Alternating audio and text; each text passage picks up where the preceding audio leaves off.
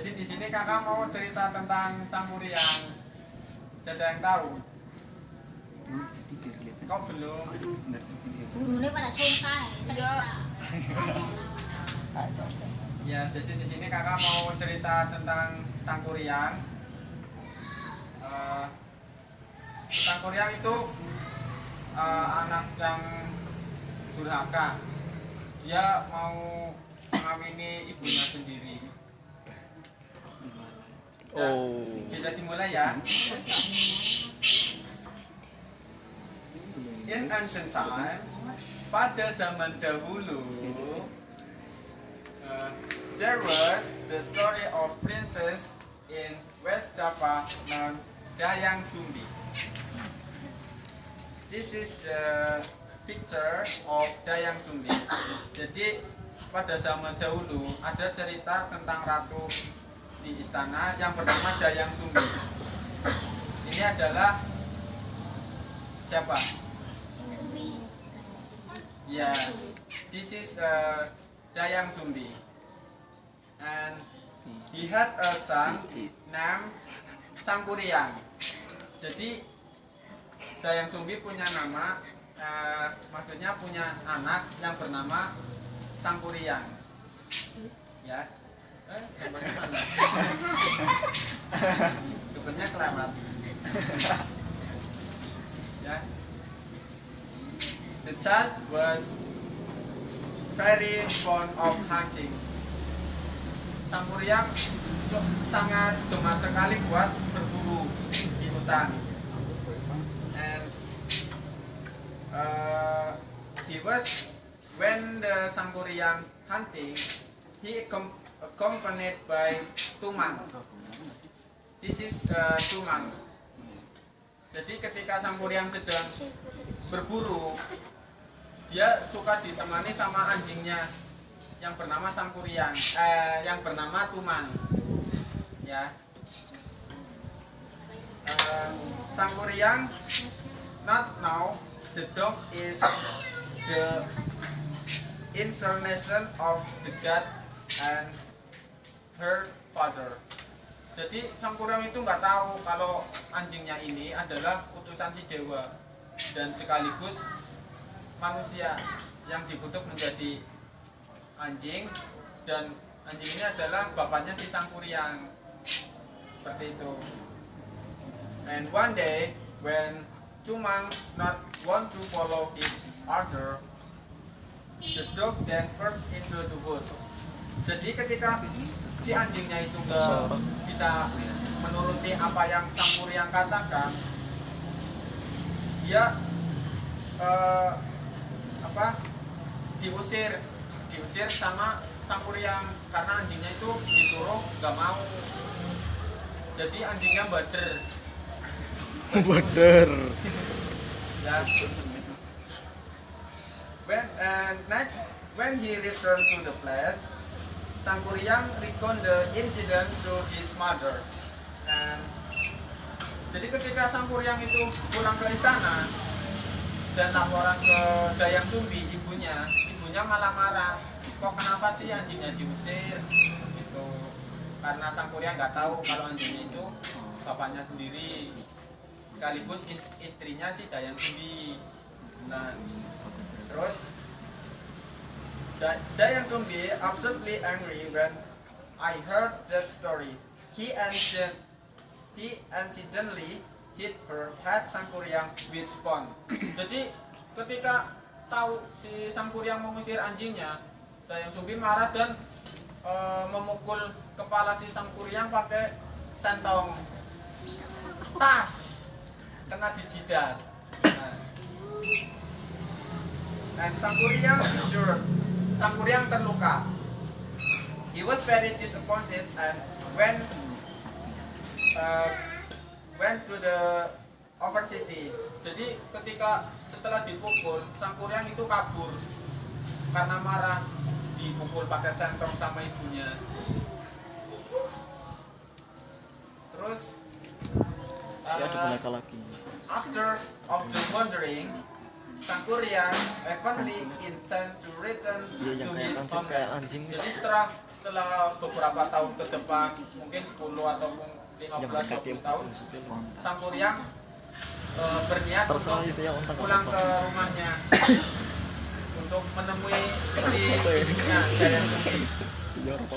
When he got there, the kingdom has changed completely. Ketika dia pulang, istananya sudah berubah total. Jadi nggak seperti yang dulu ketika sang Kuryang ditinggalkan. Seperti itu. Terus there he met a lovely girl who was none other than Dayang Sumbi. And then jadi ketika sang Kuryang itu pulang, dia menemui gadis yang sangat cantik. Dan tidak lain itu adalah ibunya si Dayang Sumbi. Karena Dayang Sumbi bersumpah, saya akan awet muda untuk selama-lamanya. Dan ketika sang Kuryang pulang, dia menemui si Dayang Sumbi. Dia adalah wanita cantik yang ya seperti ibu-ibu kalian, masih muda, masih cantik ya. And then, therefore, and fascinately by her beauty, dan sang Kuryang propose. Jadi ketika lihat si Dayang Sumbi itu, sang Kuryang terpesona. Duh, ceweknya siapa ya? Cantik banget. Seperti itu. Dan one day sang Kuryang asked permission Tuhan. Jadi ketika setelah melihat si sang Kuryang itu sudah tertarik sama si Dayang Sumbi, sang Kuryang berniat untuk melamarnya, mau menikahi karena tertarik dengan kecantikannya. One day sang Kuryang asked permission Tuhan. He asked Dayang Sumbi to spruce up the handband. Jadi ketika dia mau pergi mengembara lagi buat mencari sesuatu, si Dayang Sumbi diminta untuk mengikat tali yang di kepalanya. Diminta untuk benerin tali di kepalanya. Ini, ya. What a surprise for Dayang Sumbi, see the scar on the head of her future husband. He cut was exactly as he would have to go under. Jadi ketika si Dayang Sumbi sedang benerin ikat kepalanya si sang Kuryang, Dayang Sumbi melihat bekas luka yang pernah dulu dipukulkan ke sang Kuryang pakai centong. Ya, jadi di sini masih membekas. Dayang Sumbi masih ingat dan terkejut. Nah, bahwa dia tuh, wah ternyata ini anak saya, dan dia salah karena sudah menerima lamarannya dan mau menikah. And then after long notice, turned out the young man's face is very similar to his face. He became very frightened. So then he sought to work before was making proposal process. Maka kemudian si Dayang Sumbi mencari daya ataupun cara biar si sang Kuryang itu nggak jadi menikahi si Dayang Sumbi.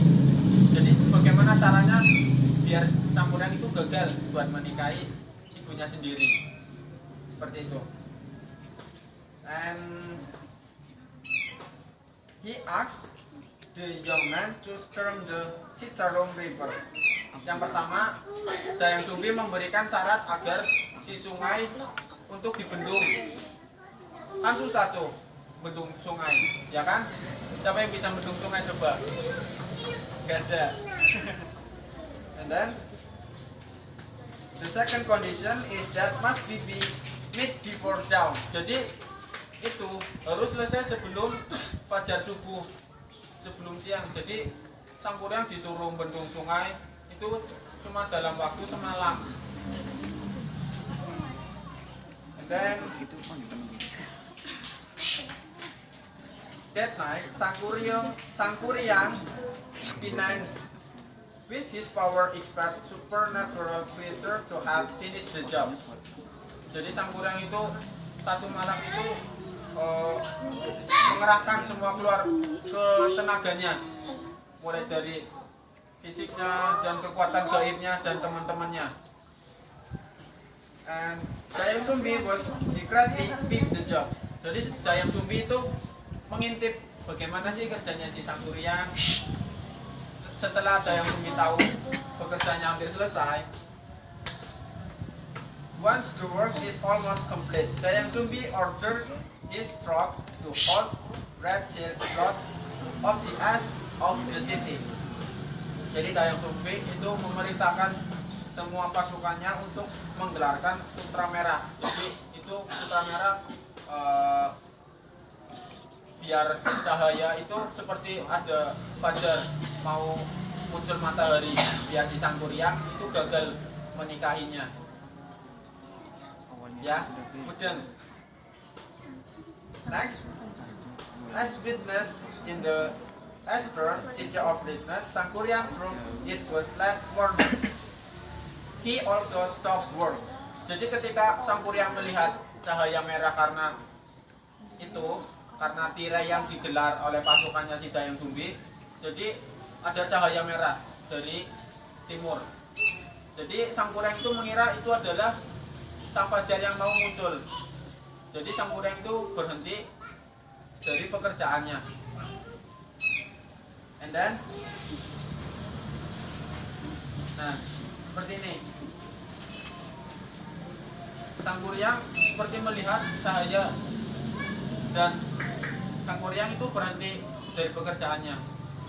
And then, with his strength, he made his break through the jam. There was a great flood swept through the town. He was later kicked a large canyon. The boat drifted and crashed into a mountain named Tangkuban Perahu. Jadi ketika di sungai sedang terbendung, Sangkuriang itu